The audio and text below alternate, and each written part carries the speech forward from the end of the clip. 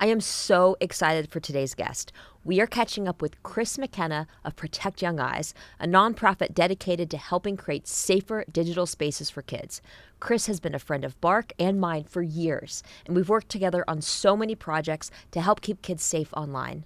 It's always great to hear his insights, and today we'll be talking about how the digital landscape has evolved over the past few years, the biggest risks kids face online, and practical strategies parents can use to protect and guide their children safely through it all.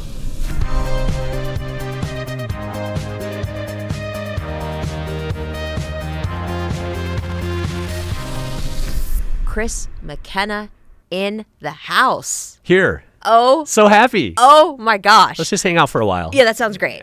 I'm excited about every guest we have on. I wouldn't have them on if I wasn't. But yeah. I was particularly looking forward to today and this time with you because, as I say, anytime I go speak publicly, you are who I look toward for critical insights on just how do we do this the right way?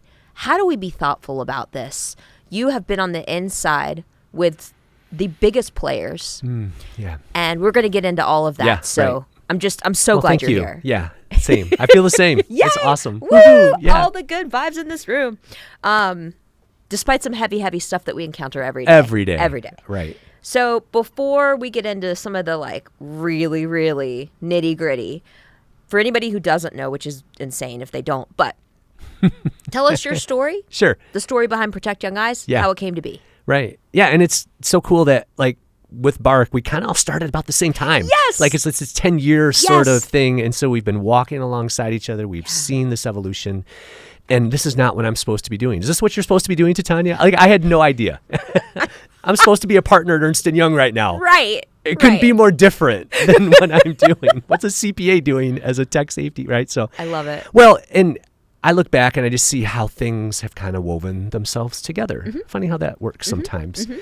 So professionally, right, I was in business for over a decade. I loved that and met my wife kind of through that. So that's kind of great. That was a good thing.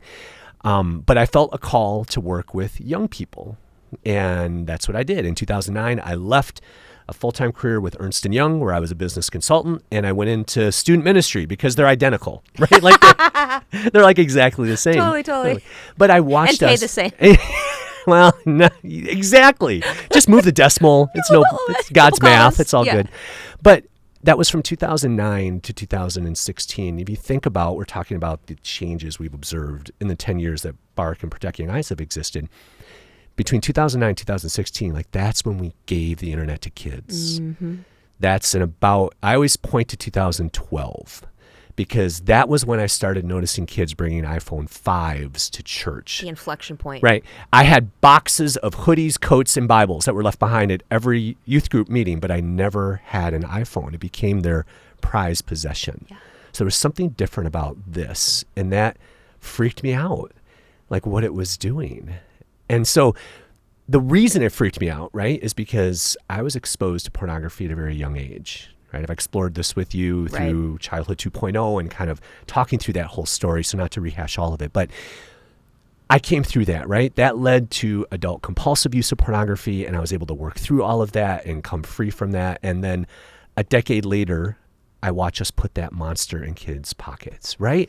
And that terrified me. There was something unsettling to me about putting 100 million people and 100 million choices into the pockets of 12 and 13-year-olds. And Clip that. I knew what I was like at that age. I knew that I was curious and I was impulsive and I was adventurous and I wanted to do things and see things and look at things. And now I just put the world, think about what we used to call it, the World Wide Web. I just put a world of information into the pocket of an amazing 13-year-old, and we just expect them to get it right. Mm-hmm. So you combine that terror with a consultant's mindset who wants to fix broken things. Yes. And that led to a simple website that I just wanted to help my families at church, and that then brings us to where we are today. So again, a path I never expected to be on, but I can look back and see how my childhood experience, right? I sometimes will use I look back and I can see how my misery has been turned into ministry, right? I love when that transformation happens. I can look back at my consulting background and just see how all of it sort of wove together to get to where we are today. So, are you comfortable talking about your faith on here? Always. Great. Yeah. So, Bark Technologies, the sponsor of this podcast, my employer, is not a faith-based organization or a not-for-profit. We are a for-profit company, but I am so thankful to have the freedom to talk about my personal faith publicly. And much like you have looked at my painful experiences as a child as a way to be more aware of what can happen to children, and then use that to raise awareness, remove stigma, and help others. And when it comes to faith, there are so many times where you plan the way you think your life's going to go, and then God's like, nope, we're going to go a different way, and I'm going to use you in ways you never thought possible. Right. I mean, when I was a kid, I wanted to be, but I never knew how I would ever be in the company of Steve Harvey or Drew Barrymore or the Today Show or in a documentary with you. You know what I mean? Like, there are so many doors that have been opened because despite not knowing how I was going to do the things, I just said yes. Right. I'm just going to do it. And you did that too. Your story of stepping out in faith despite fear to help save the lives of children is just amazing and commendable, and I'm so grateful that you're doing this. Thank you. I didn't just jump at it in full faith. It took a little while. Yeah. I was like, really? Like, is this, sure? Because, and people will watch this at all different times, but I've only been full-time doing Protect Young Eyes for less than 2 years now. Like, before that, it was this sort of passion project and something, and then it became so obvious through a whole nother podcast episode we could do that this was the direction that God wanted me to go. So I've committed I said I'm going to sprint to 55, right? I'm 51 right now. So I'm going to sprint to age 55 doing this, and then we'll see what's next. Okay. Wait. Pause button. Okay. What are your secrets, your health secrets? Do you eat or not eat something, drink or not drink something, fitness, supplements? What do you do? I love Skittles. It's the anti-aging food. Didn't you know this? Skittles are the felt. Great. This is it. I don't know. I'm just gonna run as fast as I can, and I do run. That's what I mean. I am a runner. Run. Okay. I do run. But this is a time not only for me personally that I feel like I'm gonna just dedicate, because sometimes people ask, Chris, how? Like, I said, I don't know. I feel like this is exactly what I'm supposed to be doing. This is the energy that God has given me right now to do this thing. And so I'm going to run after it as long and as hard as I can, right? For such a time as this. This is the time. And I know you're in this too. You can feel that. I can acutely. It's when the older you get, the more and more you realize that life is short. You only have so much time here. Time is our most precious commodity, and you can't replenish it. So you got to do the most you can with the time you have here. That's right. And ironic that that's the tech, what they want. They want that time, right? So that's maybe our transition, but I mean, that's really what we're talking about, especially with our kids. Spot on. Is how much time are you going to give Roblox, Minecraft, Instagram, iPhones, whatever? How much time are you going to give this? Yeah, one precious life. That's a phrase we use often, right? It is one go around at this. And we have just offered them so much of us. We've offloaded so much of our awesomeness, our abilities, our attention, our affections, our relationships. We've given it to them. And sometimes you just got to step back and question that. And they've monetized it. Yeah. Without giving us any dividends, right? At least pay for my son's college. Just right? that. Yeah, you know. I know. All right. So we've talked about how Protect Young Eyes came to be. Yeah. And like, please, and we'll link this everywhere, but go to protectyoungeyes.com to learn more and follow on all the socials. Because if you are going to be on social media and follow anything, Protect Young Eyes account and posts are uplifting, educational, empowering. So it's the good part of social. That's right. What has changed, in your opinion, in the 10 years that we've been at this, both Bark and Protect Young Eyes? Well, Titania, a phrase that I've started using, especially with the rise of not just AI, because I think parents are just starting to grapple AI, but that's not even the big issue anymore. I mean, the issue is the companion side of AI, which I know we'll get into. Yeah. Right? So for years, social media, and that's really what we've been worried about, even looking back at Childhood 2.0, we spent a lot of time talking about pornography and social media as we should have back in 2020, 2021, right, during those times. And those are still present dangers. Yeah, the pornography trap is everywhere. We need to be aware of it. Yep. Social media still wants us to use it and is becoming more dynamic and engaging every single day in the ways that they're grabbing our attention. But one of the things I've been saying is that social media promised us better connection with each other. It promised us that. And it lied. We know that now. It lied. But here's the more insidious promise that AI is making us. AI is promising us a better connection with it. And it might just succeed. That's what's different. There is a level of intensity, of technicality, of precision that is in today's technology that is like nothing the human brain has ever experienced. And so we're seeing it move even faster. That's what's changed. We're seeing it move with more recklessness. That's what's changed. And what's different with today's issues is that they're now geopolitical. Social media wasn't something that, really would come up, say, at a summit between countries, right? Or, the G7 wasn't discussing the latest feature on Instagram or Snapchat, but they are talking about AI, right? So now we've got a technology that not only has a personal connection or a manifestation of itself that is usable by a teenager, but it is also entangled in politics in a way that our country wants it to succeed, right? Like AI is going to infiltrate everything that we do eventually. If it hasn't already, and it's and very so close. That's what's so different is these issues are moving faster and they're more dangerous than ever. And so parents are already 2 steps behind. What was so infuriating to me, I'd say, is that recently, and thankfully it was shot down, but certain lobbyists were advocating a 10-year hold on regulation. The moratorium. On any AI. Right. 10 years. For 10 years. Right, at the state level. Right. So that we're seeing states actually succeeding, right? Even just this week. Compared to when we're having this conversation, Michigan, my state, finally joined 46 other states in criminalizing deepfake, non-consensual images of another person. Good. Right? So we have states that are actually moving the ball when it comes to regulating these technologies. But you're right. There was a whole group of congressional leaders who said, wait, that's what's getting in the way of AI becoming more innovative and doing all the wonderful things that we want it to do. Why? So we can beat other countries. So that's why it's different. That's why it's dangerous. Yeah, and we need our legislators to be as on top of tech as we are, and more so, right? And it's a steep learning curve. It moves very fast. Right. Thankfully, OpenAI, ChatGPT announced they were going to be releasing some parental controls.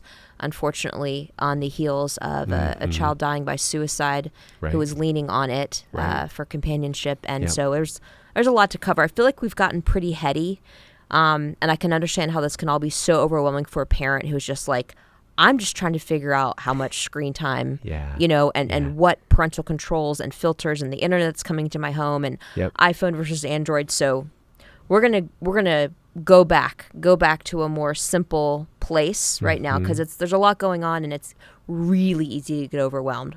Before we go there, I want to get more personal and philosophical in just terms of what keeps you going despite all the things that you have seen and encountered. You have heard some really heartbreaking stories. You have been on the front lines of talking with both parents and children. You're one of the best speakers, I would say, that people can have come to their community. I know I'm asking you something and then talking, but just FYI, I get a lot of speaking requests. I appreciate them so much. I can't accommodate them all. And if you need a wonderful speaker, Chris has an entire team that can come out to your community, faith-based or not faith-based. Right. I highly endorse and recommend Protect Young Eyes to come to your community. But yeah, so going back to my question, sure. What keeps you going? Because it's heavy.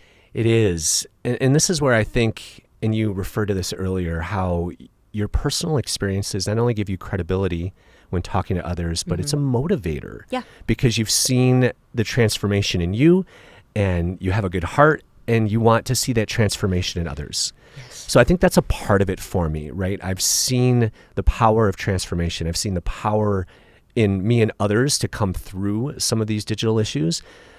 But I'm also a dad. Like I am 4 kids. bumbling and stumbling through the digital age, just like many of the parents who will be listening to this. I have a daughter in college, then I have 3 teen boys who are in 8th, 9th, and 10th grade Wow. right now. And so I'm kind of right in the middle of this. I have a son with a disability, a son with Down syndrome. So the way that technology preys on his unique vulnerabilities is a really crazy thing as a parent to deal with. And so that's what motivates me. Like I see my kids, and there's just something in me that just wants to help. And I go back to, I look back and I see things more clearly. Like I was trained as a consultant professionally. I was trained to see problem, fix problem. And here we have in front of us a global problem. And I just can't help myself to want to try to fix it. Now that try to fix it doesn't always work. Andrea, my amazing wife, sometimes reminds me, I don't need to be fixed right now. I just want you to listen. So I have to know when to turn it off. But I have this intense desire when I see something broken to fix something. And I see families who are struggling up against just monsters that have been built against them that aren't doing their job. And I just feel compelled to do it. One of the many things I sincerely appreciate about you and the way that you approach things is you're very, very rational. There's a lot of, I'd say, embellishment online with people seeking fame over facts. Yep. And you present the facts. If you're worried about something, it's not because you're trying to get clicks and views and traffic to your site. It's because you care and you have done the research and surfaced what we need to know and what we can do. So I just thank you for being just for real, you know? Maybe that's where the boring CPA side of me, in some ways has helped me. I've had people say, Chris, you could do this differently or better. I'm like, but that's just not me. Like so I mean, maybe that's the balance there. But no, I appreciate that. There's enough fear and anxiety and panic when it comes to these, right? That's one of the phrases that, we want to protect without panic. Yes. Right? We want to guide with grace and guilt and give parents these tools so they can have these calm, curious, and critical conversations with their kids. Yes, yes. What is your proudest accomplishment with Protect Young Eyes? Oh, gosh. I think my proudest accomplishments are the parents who come up and tell me a story at the end of a talk. Yep. You've had these, I'm sure. The one that I use, and it's just an example of many similar, but it's just one that really pins in my head. So a mom came up after a presentation and said, Chris, I've been following you on socials and I was able to finally come and see you, which is a really cool thing when you've had that too, where they've followed and they've seen, they finally get to meet you live. It's so awesome, right? Yeah. Face-to-face, human to human. And she said, Chris, I took your advice and I have taken that sort of drip approach of just a lot of little conversations, kind of the 10 before 10 mindset that maybe we'll unpack in a little bit.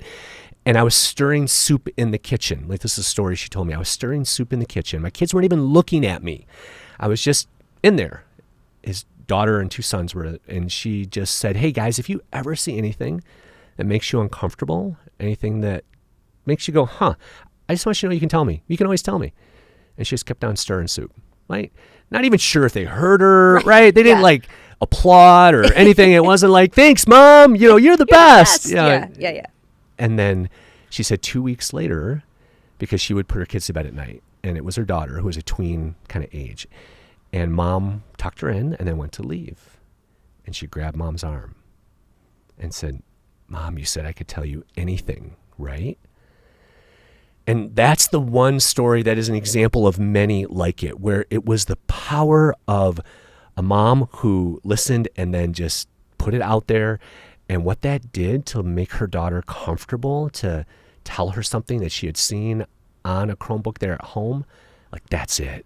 Like that will get me up every single morning just to keep doing this. That's one kid who avoided some kind of like fear and trauma for just a little bit longer, and mom was able to pour into her. Like that's it. That's it. To me, that's the sauce that just keeps me going on this stuff. And I'm sure your DMs, the comments, the emails. Oh my gosh, so many. So many that have been made more aware and better protected because of the education you're putting out there. Yeah, thank you. Yeah. What's one of or a few of the most frustrating things that you have come up against? Well, it's interesting because I was going back to some of the things that me and you and Brian talked about when we were filming Childhood 2.0. Yeah. Which again, for context, people watching this was in February of 2020. I was going back and trying to think of when that was. So we're now 5 years after that. And I think that when we did that, we were probably all a little more hopeful at that time of some changes or things that we might see happen. Because it was bad back then. And that was half a decade ago. Right. The things we spoke about and shared and the statistics and the harm and the suicides, like the numbers aren't just bad now. They've been bad for a long time. What is most frustrating to me is we still, here in the United States, are dealing with the most recent significant federal law that does anything to protect children online is from 1998, 27 years ago. And the wake from that horrible decision, I mean, it was good at the time. The Children's Online Privacy and Protection Act said 13, don't market to kids. But now that has been blown totally out of proportion to turn all 13-year-olds into digital adults, and we can give them anything because they're ready, and Google and Apple treat their app store and everything like that, right? So even that has been totally misconstrued. Yes. But 27 years? Like, what did we really know about the internet in 1998 compared to what we have today? So my frustration in that layer of society, we talk about the layers of society that are entrusted with preventing egregious harm in the lives of our children. Home, number one. Primary has to start at home. We are the primary formers of our children. Schools also have a responsibility. Yes. Right? And I'm not to offend teachers, but I think that digital discernment or digital discipleship might be as important as algebra. In terms of like the long-term thriving of a child, we need to elevate digital literacy to that level in schools. Places of worship are doing an abysmal job of teaching families about the darkening of childhood that is going on every single week in their families. Then we have governments, right? When necessary, to rein in abuses in society, which is what we have in the company level, right? Those 5 layers are all supposed to steward responsibility around preventing egregious harm. But the lack of liability down here and the lack of agreement in that government layer means that we've got nothing that protects our kids. So what's that mean? That means it's all on parents, right? As you tried to explain in your book, how so much of the burden has been put on parents to get this right. And we need to bear some of it. But parents who do everything right are still losing kids because of technology that hasn't been reined in and people not doing their job. To give everybody listening and watching an example of this, let's say you allow your child to have Snapchat at age 14, which I don't recommend, but a lot of people do. I made that same mistake. And a drug dealer quick adds your child, so now they're connected. That drug dealer sends a snap of a menu of drugs that they are offering. Your child is curious, wants to experiment, and it's like, I'd love to try a Xanax. That drug dealer on Snap Map can see where your child is, can drop off that drug in your child's mailbox, your mailbox. That drug is not actually Xanax. It's something that somebody made, has fentanyl in it. Your child takes it, your child dies of an overdose. You go to sue Snapchat. You cannot, because they are currently protected under this law that hasn't been updated since 1998. If a toy, a food, caused harm to a child, it would be taken off the market immediately. Right. And we are not doing that with social media, and that is a travesty. Right. And so you're even pointing toward another kind of layer of this. We have what COPPA did to try to like prevent marketers and create some privacy around our children. Mm-hmm. We also have what is even older from 1996, which is Section 230, Right. which created this immunity shield that you're referring to, now 29 years later, that prevents us from treating these companies like product liability. Right. Right? Because that's the way we treat every other product out there that harms children, is we can sue them. And we just don't have that. So, yeah. And I mean, to go off a little bit, I mean, the fact that every single day, every single hour, if not more, Snapchat in particular is facilitating the distribution of child sexual abuse material. There's no accountability for that. It is allowing children to send nudes to each other, to adults, allowing adults to request them of children. How is that legal? And whenever law enforcement is made aware of this and approaches Snapchat, the fact that they're anything but quick to respond is unacceptable. Right. And we can get more into that in a little bit. Yeah, for sure. If there's one app that I could snap my fingers in the teen years to just erase, it would be Snapchat. 100%. No question. So, Chris, I want to get really into the nitty-gritty of some of the frustrations that we have with certain apps and platforms and operating systems, but specifically Snapchat and Apple. Yes. I think those are the two that really have the potential to do better. Oh my gosh, yes. And so I agree. Let's start with Snapchat. Okay. I'll just let you kind of riff here. Can I wave my magic wand and make it disappear? Yeah. Yes. I mean, I would love that. And like, here's the thing. There may be no other app that is more poorly designed for the unique developmental place that teens are in than Snapchat. Like the very nature of this app is predatory to the teen brain. When we think about what it is disappearing content. So what do we know about young brains? Young brains are amazing. They are adventurous. They are curious. They are impulsive. They're all the things that we grow out of, which as adults make us boring, right? We look at them, we go, wow, wouldn't it be great to just jump off of that thing or run after that thing or do that? Or send that thing because it disappears. Right, but that's the problem. So the things that we love about that phase of growing up, a phase where, honestly, Titania, you're supposed to make mistakes. And not have them digitally You're supposed captured. to fumble and bumble through what it means to be a little adult so that you can be a better, bigger adult. Right. And not have everything wrong that you do digitally immortalized and shared and copied and put everything. So this is what I mean. There is no other app that takes what we love about them the most and does a worse job weaponizing that into something that can be so harmful. That one impulsive mistake can be this thing that I can't recover from, that follows me forever. And there's so much they could do. That's what's so frustrating to me about this app. There is so much technology that they could use locally, right? Why is it that an app that is predominantly used by teens to send and receive pictures doesn't have some local AI other on it that would prevent the sending of inappropriate content, at least flag? Right. Or if you're going to have a family center, why not let parents know more about the snaps that are being sent back and forth so that they could have good conversations, right? There's so much that could be done. The technology has existed for years, Right.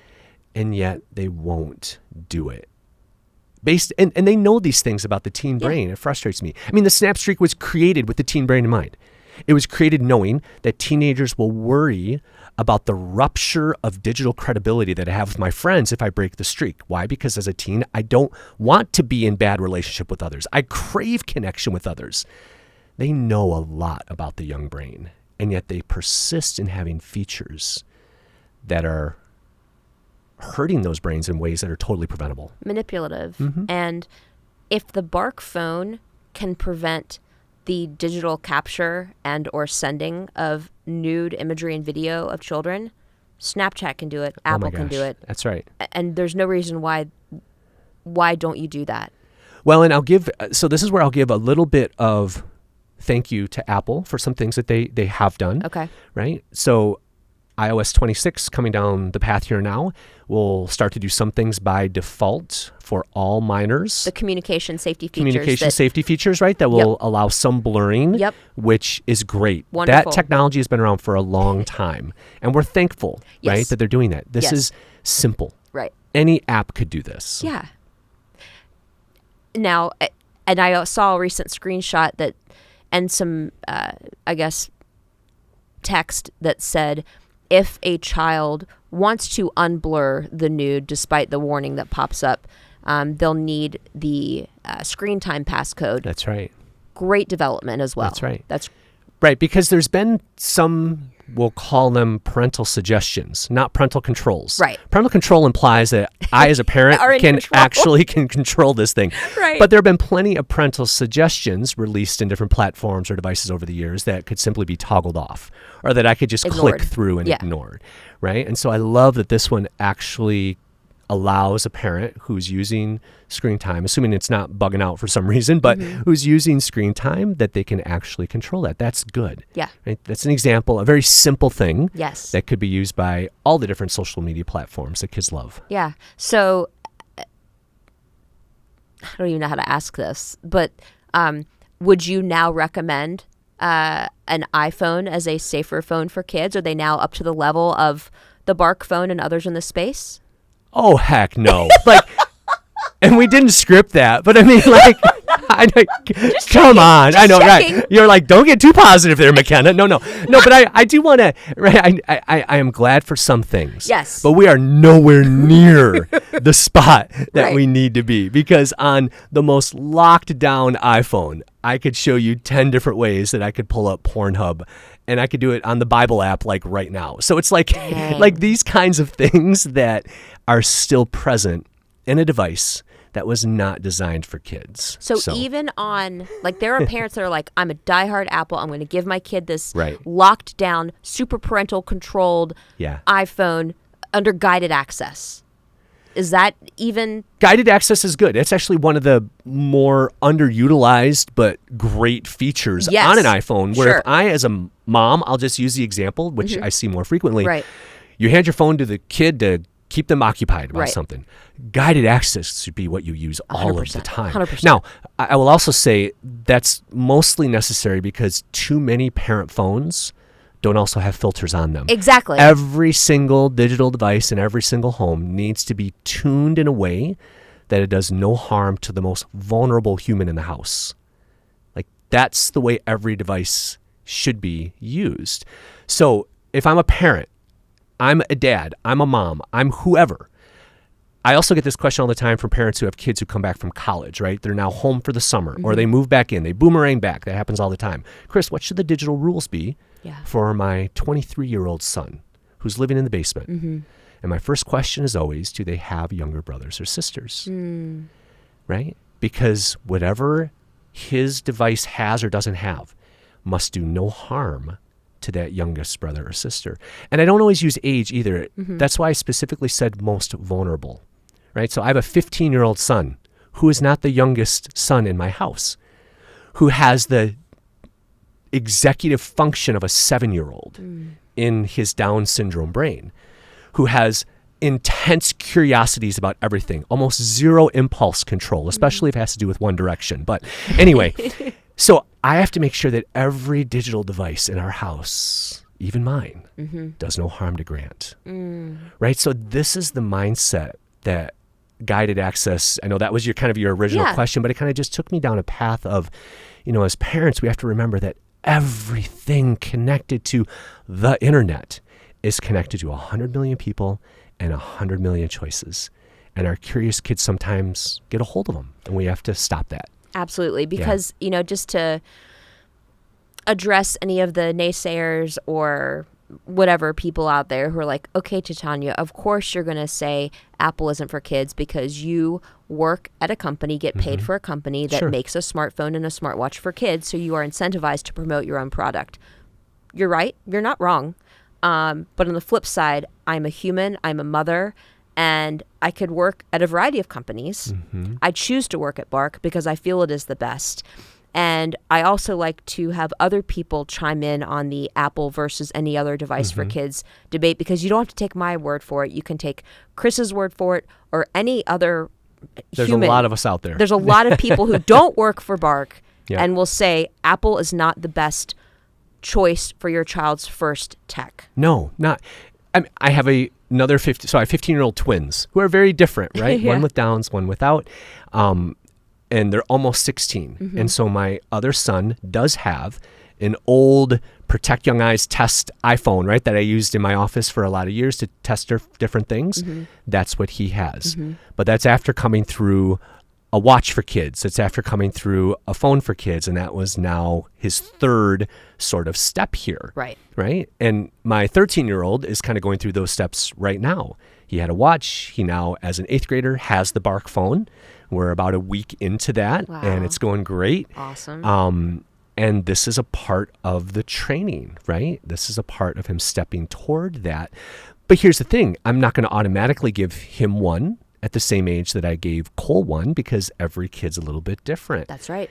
And so, kids don't love that those differences are present, but we have to look at our kids in different ways and treat them differently. And sometimes that means different digital decisions. Agreed. Yeah. Agreed 100%. It's going to be hard to answer this. At least it would be for me, but I'm going to ask it anyway. Sure. If you had to tell parents today one thing when it comes to kids and technology, what would it be? Okay. Yep. The one thing that I would tell every parent is trust none of it. Trust none of it. I don't care what the marketing is around it. I don't care what the logo is. I don't care what they say, safe for kids, not safe for kids. Trust none of it. We have 25 plus years of evidence with an incentive structure that compels us to say, trust none of it. So I don't care if it's YouTube Kids. I don't care if it's YouTube Preschool. I don't care what it is. Preschool. Trust none of it. As parents, we must dig in, understand it. Like, I shouldn't be necessary to Tanya. Literally, I say that all the time. I would want nothing more than for these companies, for the layers to figure this out and for me to have to shutter my website. Right. My existence as an organization is sort of the analog equivalent of, imagine that there was a crib that was really popular, that worked really well for kids, but it was hurting a lot of them. Why? Because the instructions that were put out that came with the crib were horrible and incomplete and didn't really talk about the real risks or how to put it together. So you know what somebody did? They had to put a website out there that actually showed parents how to put the crib together safely so that kids weren't getting hurt. Right. Like, that's kind of what I am. I know, I hope I'm a little more than that, but I mean, that's at its simplest. I shouldn't be necessary. But that's what I would say. We're in a phase where we have to question everything that comes out of Silicon Valley. And if we didn't believe that before, then with AI, ChatGPT, Character AI, Replica, all of these companion bots, we should believe more than ever to trust none of it, because the incentive structure is the same as it's always been. Engagement, profits, and protection is an afterthought. We say this all the time at Bark. We wish we didn't have to exist. I agree. But we're Yeah. grateful that we do. Yeah. Because where your children are spending time online is not safe. It's not. It's not. So we're obviously a huge fan of yours at Protect Young Eyes, and you have a saying that we even put on a mug, right? I know. Delay is Made my the way. day. Delay Yeah. is the way. Yeah. Why do you think that statement resonates so much with parents Oh my today? gosh, I had no idea. This was just a simple, I was doing this, content creators like us, we go through phases where we try different things. Sing-songy, And I rhymey. went through Yeah. this one phase where I was writing things on a pad of paper and like showing it to the screen, which now I look back at them and I cringe. But there was one day where I just wrote that down and I put a hashtag next to it, and I had a lot less gray hair, but I put it up there and I look at it now, I'm like, oh my gosh, what has happened to me? But I put it up and it stuck. And what's interesting is it didn't at first. Like, people liked it and it was rhymey, so it was like memorable, that kind of thing. But like in the last 18 or so months, I feel like it's really caught on. Yeah, and that's thanks to a lot of things that are happening with the anxious generation and just all the momentum that is occurring globally around waiting on smart devices and on social media. So I guess it kind of fits, so yeah. It's amazing. It's stuck. Well, and science supports what you're saying. Yeah. It's one thing to have an opinion or a parental instinct that something's not quite right or not at that time. Yeah. But science now supports it does. what you and we have been saying. And it's wonderful. It's wonderful to have that backing. Yeah. We talked about Childhood 2.0, the powerful free documentary everybody needs to watch because it's still incredibly relevant. It is. What advice would you give parents now that you might not have shared back then? 5 years from then, what have we learned? What could we change? In terms of the advice for parents, Tanya, I think back then, like 5 years ago, we were all still very much emphasizing a relational approach to technology and the relational and the technical. So BARC fills a very technical need. We often put solutions into these two buckets that protect young eyes. There's relational solutions and technical solutions, and we need both of them. And different ages and stages demand different balance there. So the younger the kid, the more technical solutions, because I don't want to talk to you after you've seen porn. I just don't want you to see it. Right. Whereas a little later on, I need to prepare them for being an adult without me. I depend a little bit more on the relational, and I tune some of the technical back. So I guess all that to say, I wouldn't change any of that. I would just say that the technology that we're now up against with our technical and relational solutions is more sophisticated than ever. And unfortunately, some of the technical solutions that in the past have worked to prevent some of that harm haven't caught up to some of that harm. So what do we have to do now as parents? We have to depend more than ever on the relational. We have to talk about things sooner than we want to. We have to engage our kids about why companion AI is so intoxicating to a relationship-driven brain and what can happen when things go wrong. So we need to depend more on getting into the business lovingly and directly of our kids more than ever. More than ever. You've testified before Congress around App Store ratings.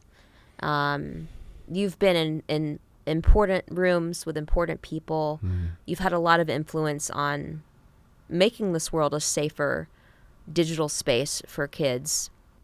What are some areas of low-hanging fruit that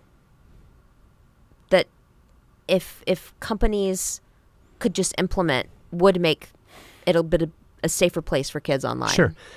So we talk sometimes internally at Protect Young Eyes about like a harness, like a 3-point harness. When it comes to legislation, there are points in a harness that we look for, right? One of the, I think, easiest yet most controversial decisions that we can make, and we've seen some positive movement recently in the Supreme Court on this, is age verification. Yes. Like, to me, it just is so logical. Just like in the physical world, we separate children from adults. Why? Because we want children and adults to have different experiences. Yeah. Do you want your 8-year-old driving a car or voting or so drinking alcohol? The entire legal system is built on this different treatment for children versus adults. The same needs to be true online. Almost every digital space should be age verified in some way. Yeah. So we can separate children from adults so that we can treat children differently. And this is where I'm going to say something a little provocative to the adults listening to this. Go for it. For years, parents and adults have sacrificed children at the altar of adult privacy. Yes. We are reluctant to share anything. And there's a part of me that goes, I kind of get why, when you see how data breaches and other things happen. But like, as adults in this country, we can't have both. We have to decide if we're willing to give up just a little bit. And there are plenty of technologies now with waving my thumb across my camera to know whether or not, based on the biometrics of that, I'm an adult or a child. There are so many sort of zero proof kind of concepts that are out there that we could use. But we've just got this mindset that I don't want to give the device, anything but we also want our kids protected. And I'm just here to say we can't have both. You can't want that for your children, but not be willing to let them know who the children are so that we can treat them differently. Tell me if I am simplifying this too much, but I would argue that it's less risky for the world to know your child's year of birth than it is for them to be exposed to pornography, predators, abusive content, addictive algorithms, disordered eating related material, suicidal ideation, et cetera, et cetera, et cetera. Right. You're talking about something that's very near and dear to my heart, which is a risk, right? There's every digital decision we make.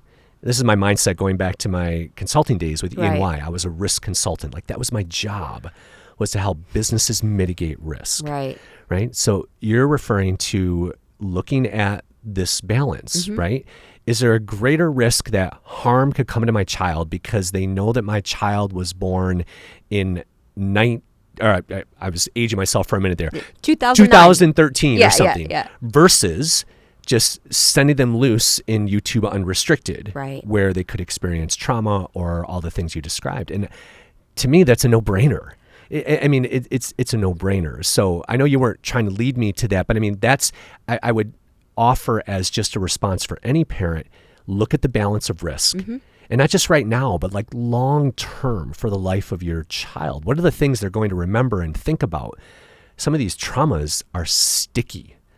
The thing that I always think of, because I've counseled and worked with hundreds of young people and adults, specifically when it comes to the issue of compulsive or addictive use of pornography. It doesn't matter how old they are, whether they're 60 or 16. Always remember the very first thing they saw. Every single one can describe it in great detail. It is a sticky thought. It's a shadow on the brain. You're absolutely right. That cannot be forgotten. Is that worse than a company knowing the birth year of my child? Right? I mean, these are logical questions that I think we just have to grapple with as parents. One of the things that has upset me the most over the past few years is when I learned that Apple decided to walk back some protections that they had the ability to utilize in iCloud. And if I misspeak, please correct me. Either you or anybody from Apple listening. You're on. But, you know, when child abuse media, photos and videos of children are captured on Apple devices and backed up to the iCloud, Apple has the ability to detect that abuse material, remove it, redact it, report it. We Apple, could be making a dent in the protection, prevention, rehabilitation of one of the most horrific crimes that exist in this globe. And they decided not to move forward with that because of privacy concerns. That's right. Did I get any of that wrong? Nope, 100% correct. There's a quote out there from a former Apple executive, and I'm going to not get it quite right, but the spirit of it is this. Like, iCloud may be the largest purveyor house of child sexual abuse material on earth, right? Like, and for those listening, sometimes referred to as child pornography, you and I prefer to use the word to describe what it is and not describe the harm and not the other side of it. That's why CSAM is sometimes used to describe what you and I are talking about. But yeah, there's things that they could be doing and are choosing not to. Again, at the altar of privacy, they are sacrificing the protection of children. 100%. Yeah. And while I, as an adult, use Apple devices, I'm wearing an Apple Watch, I'm referencing my MacBook, I've got my iPhone tucked under my leg, so I'm not, full disclosure, I use Apple devices, but I'm an adult, and I will not die on this hill, but I will remain firm in my stance that Apple prioritizes privacy, not child safety. Do not be fooled by their marketing messaging. That's right. By their parental controls updates, by their family center. Don't be fooled by any of that. There are things that they could be doing and they decide not to. And I don't understand for the life of me who is working over there. I'm just speechless, right? Yes. There's no other company on earth that could have a more instantaneous positive impact on childhood than Apple.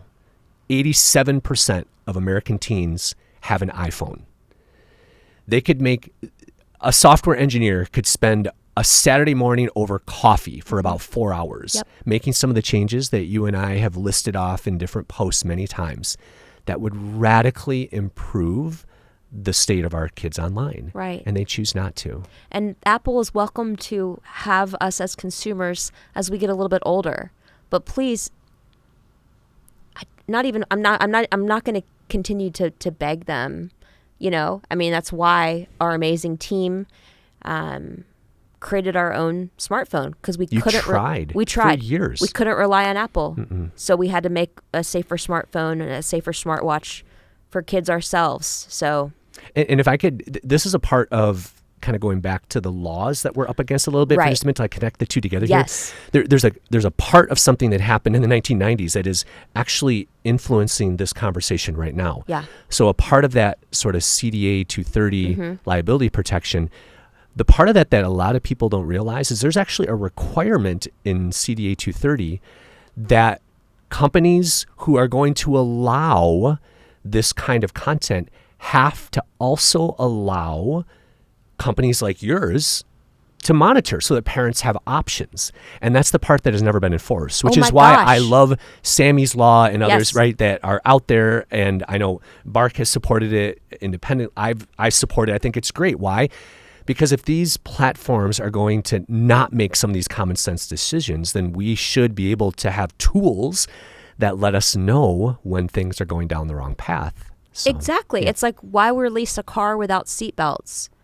That's what we're doing. You've said something in the past that just really resonated with me and so many others, which is, why are we allowing internet into our homes that's inherently unsafe, that we have to go and walk back to make it safer? Why can't we just deliver tech and experiences at the safest level, and give responsible, consenting, mature adults the ability to unlock certain things if they so choose to? Right. Yeah, that goes back. I think the quote was from my Senate testimony. Yes. Where Senator Ernst asked me about defaults. And I said, the default posture of our devices should be protection.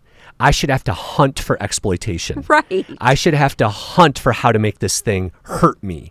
But instead, I have to go 30 steps in. And I was counseling with a parent this week on just the complexities of screen time. And if you don't have the toggle set in the exact right spot, oh, you mean they can stay on YouTube for another 2 hours? It's ridiculous how complex it is.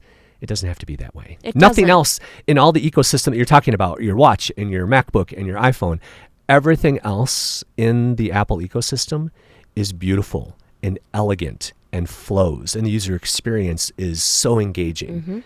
Why isn't screen time the same way? Oh my gosh, for real. And whenever you listen to some of the things that Chris and I and our friends and partners are saying, it can really seem like doom and gloom. And it is gloomy. But there's also hope. There are really good people, really smart people working at places that bad things are happening to kids. And I'm appealing to everybody who has a heart and a conscience and who is a parent to try to advocate for change. These are not unsolvable problems. These are solvable problems. And we are seeing a little bit. I referred to a Supreme Court decision that shows us a little bit of hope. So there was an age verification law that was passed in Texas. It was challenged all the way up to the Supreme Court, HB 1181. And the Supreme Court said, this is okay. And they wrapped it up in a bunch of First Amendment legal jargon that we're not going to get into now. But basically, it provided a warm door that I think we can use to apply in other situations. In other words, maybe, just maybe, and this is the hope in me, that our laws are finally going to catch up with some of the complexities of our technology today, so we'll start to see some changes. I'm really hopeful. You and I and our teams and our allies are like really, really deep in this. The average parent is not, and there's nothing wrong with that, right? They're worried about dinner, carpool, their full-time jobs that have nothing to do with tech.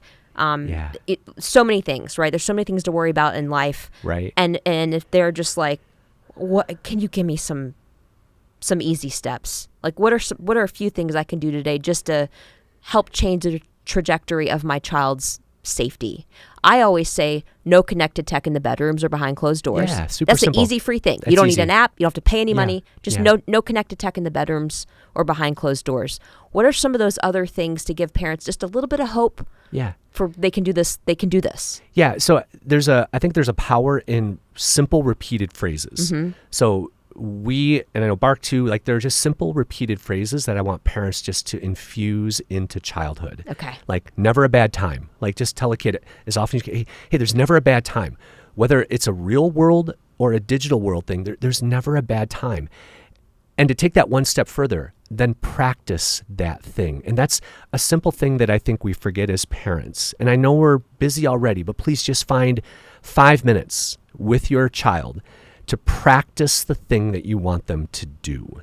Give me an example. I'll give you okay. Yeah. So one of the things that we say to parents, especially around content, is remind your kids to put it down and tell someone. Put it down, tell someone. That's like phrasing we use in our elementary school talks. We practice it with kids in terms of saying it over and over again. But that's just one part of it. Because in the heat of the moment, a kid is going to question, okay, now what do I do? I put it down, and do I tell mom now? She's busy. But you have to actually show that brain that doesn't think abstractly yet exactly what. So here's what you do. You say, okay, honey, remember I've said put it down and tell someone? We're actually going to do it. I'm going to go up in the bedroom. I'm going to put you in the island at the kitchen there with a Chromebook. I want you to pretend that you saw something horrible. I'm going to say go from the bedroom, and you're going to pretend you saw something horrible. I want you to put the Chromebook down. I want you to pick it up. I want you to walk up the stairs and knock on the door and say, Mom or Dad, I saw something I shouldn't have. Get them to say it. Get them to practice it. Do that like once a quarter, right? Get them to practice it. And that's not just a little kid thing. That's a big kid thing too. If you don't want your son to get stuck in sextortion, then dads, you look at your son. And I'm going to say something maybe that has to get edited out, but I want you to look at your son and say, dude, I don't care what's going on. No dick pics. Never take a picture of your penis and send it to another human being. No, and I'm don't being do that. intentionally sort of provocative when I'm saying, because I want parents to get their teen kids' attention and say, okay, I know that was a little bit funny, but here's exactly what I want you to do. Like if you're in the middle of something and it's 2 a.m., dude, I've got your back. I will always get up, run, and help you. Whatever it is, you bring it to me. Promise me, dude, you will bring it to me. Like, these are the kinds of not just conversations, but practicing that I think we just need to walk through.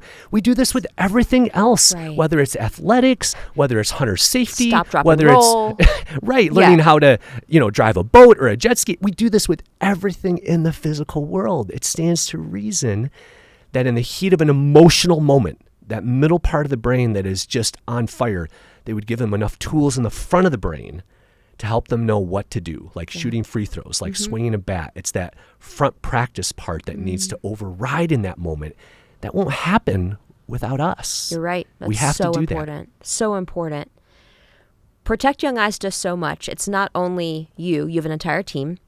It's not just content that people can consume online or speaking engagements that communities, churches, schools, religious, non-religious, can have integrated into their community for education and empowerment and protection.